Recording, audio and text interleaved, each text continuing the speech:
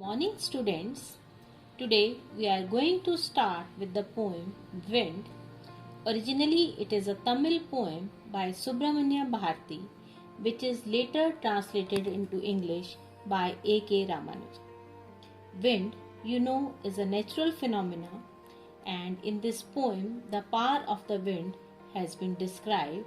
The poet says that wind is destructive. He has linked the destructive power of the wind to the hardships and challenges of life.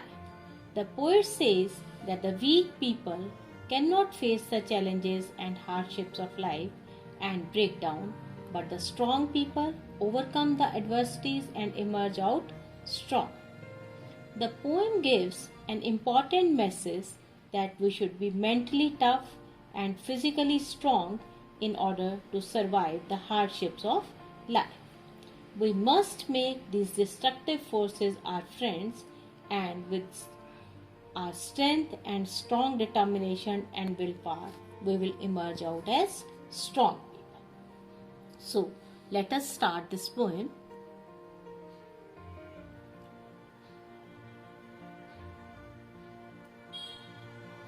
Wind, come softly.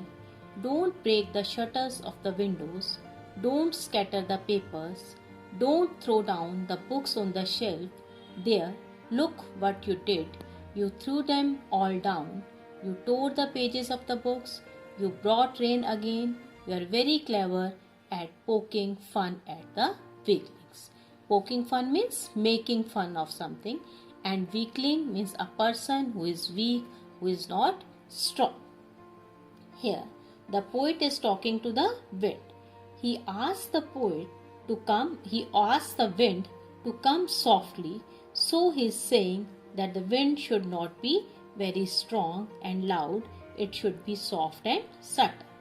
Then he says that the wind is very powerful, it is destructive, it breaks the shutters of the windows, it scatters the paper, and when the wind is very powerful, all the books which are kept on the shelf, they fall down. So here the poet is describing the destructive power of the wind. He says the wind to look at the destruction it had done.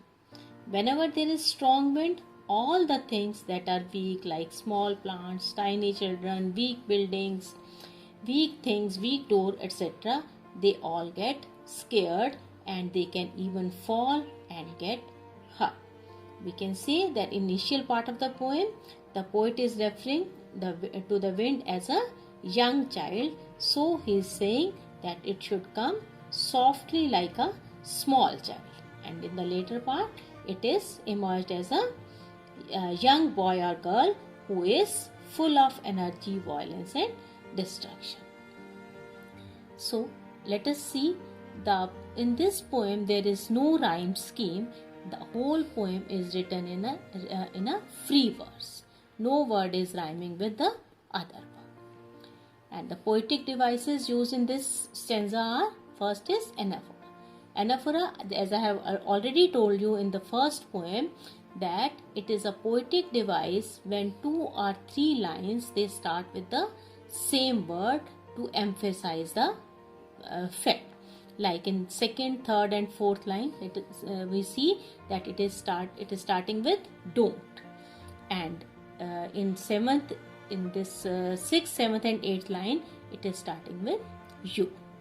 Another poetic device which is used in this stanza is personification. The poet is referring to wind as you, so he is personifying wind as a person.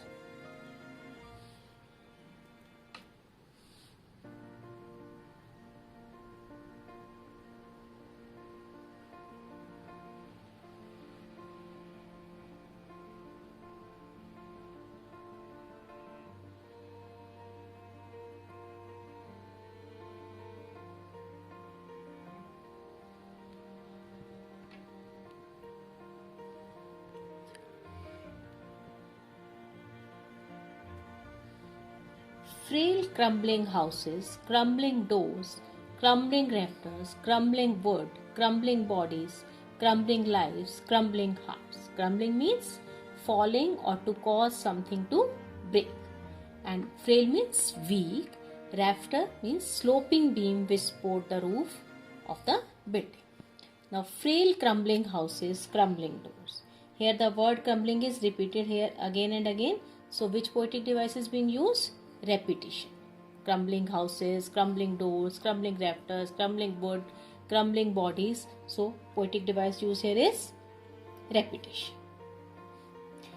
The word crumbling is repeated so many times to lay stress that everything crumbles in the face of the strong wind. Everything breaks down in the face of the storm. So the writer is saying that when wind is very powerful, it is very strong, it leads to the breakage of everything. The houses which are weak, they fall. The doors which are weak, they fall. The beams on which roof of the building are supported, they also fall. All the wooden structure which are weak, all the weak people, all the weak animals, etc., they all fall down. Even the small plants, tiny plants, they also break. Everything that is weak reacts by falling down and breaking in the face of the adversity. So the poet is saying, whenever a weak person faces any adversity or challenges in the life, he breaks down and falls.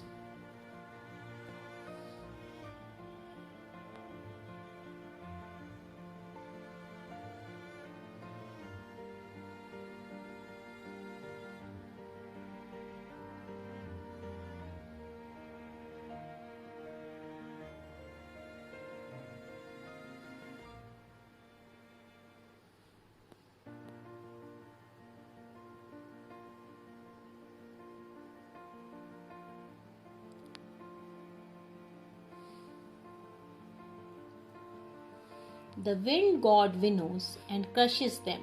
Winnows means to break, to separate the grain from the husk. What is winnowing? Winnowing is a process in which the grain is separated from the husk. Which poetic device is being used here? Wind god winnows. It is alliteration. Alliteration is a poetic device when in a single line 2 or 3 words they start with the same alphabet. So, the poet is addressing to the wind as wind god, and he is saying that the powerful god of wind, it winnows means it sifts, it separates out strong from the weak people. So, here a comparison is made between wheat and people. Just like we winnow the wheat to separate the grain from the chaff, the wind god separates strong people from the weak people. When there are adversities, when there are problems, the strong people, they emerge out, and the weak people, they fall and they get crushed.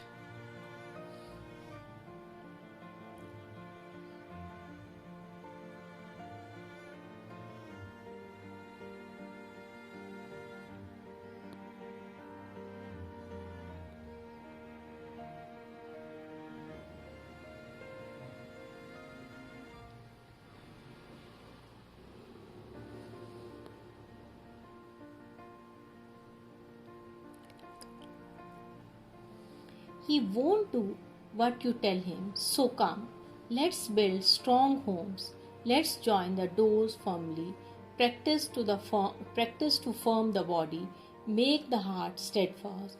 Do this and the wind will be friends with us. What is the meaning of steadfast? Steadfast means firm. The poet wants us to make friends with the wind. That is the adversities in our life, the problems in our life. He says that the problems will not listen to us, they will come. So we should be well prepared for them, we should be ready to face them. And in preparation, we should build strong homes and we should close the doors of our house firmly so that wind cannot get into. Similarly, we should make our minds also strong. And he wants to say we should make our bodies strong and we should make our hearts firm to face these challenges, to face these problems in our life, to face these adversities in our life. And once we are strong enough, all the challenges will be like our friends, and we will not feel that they are troublesome, that they are troubling us, they are you can say making fun of us.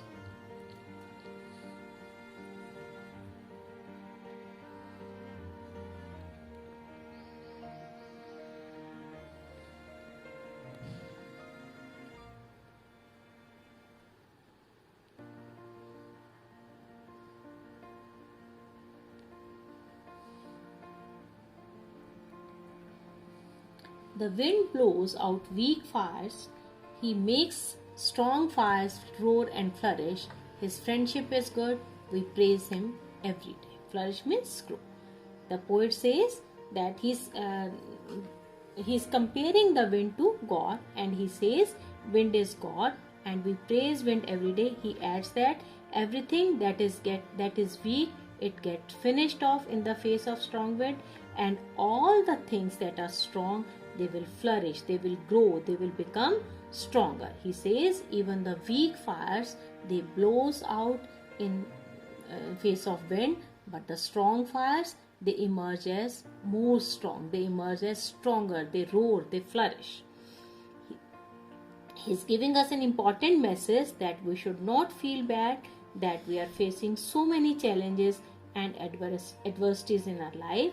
We should make ourselves physically and mentally strong so that we can face any challenges in our life. And once we are strong enough, we will overcome the challenges, we will overcome all the problems, and we will become friends with them, and then we will be happy that we had these challenges in our life, because these challenges, they help us to become strong in our life.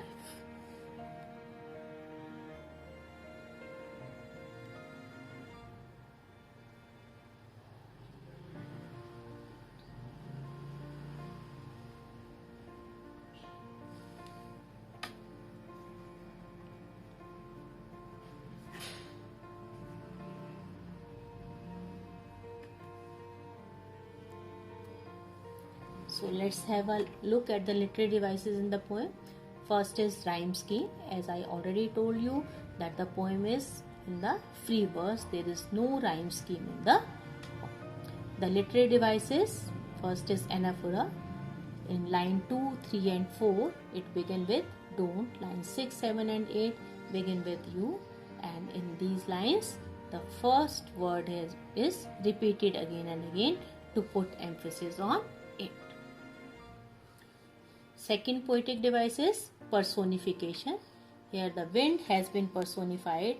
When the poet says you are, he is referring to the wind as you. That means he is treating wind as a person. So he is personifying wind. Then comes repetition. Many words like crumbling is repeated again and again. He wants to say that the wind crushes everything that is weak. That is why he is repeating the word crumbling. Then alliteration, the repetition of consonant sound in close connection like wind, winnows, won't, what. Symbolism is also used in this poem. It means that the thing refers to some other thing. Wind is a symbol. It refers to the challenges in the life. It refers to the problems and adversities of life.